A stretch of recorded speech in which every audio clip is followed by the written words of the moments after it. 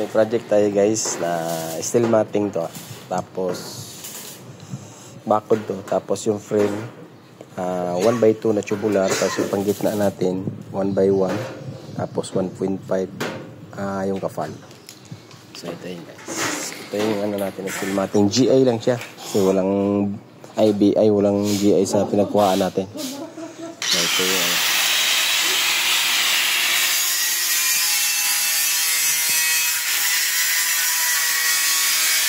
no? Nasa 120 yung frame natin galing sa baba, 120 pataas, no? Tapos dinivide na lang kasi may pinto dito. Ayan. Pinto yan. Kasi may divider sa gitna kasi dalawang pinto kasi apartment na to. Dinivider yung gitna para bukod-bukod talaga sila. No? Tapos doon banda yung pinto na isa. Yung dating sa divider, dito naman yung pinto lang isa.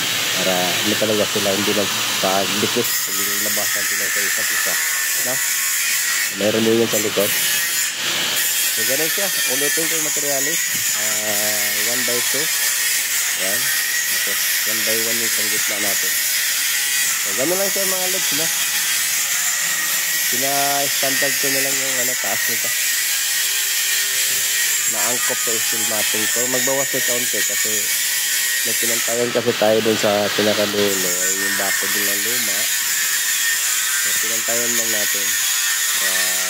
Okay naman sa tignan. No? Mataas siya. So, yun. Shut up at maraming salamat sa inyo.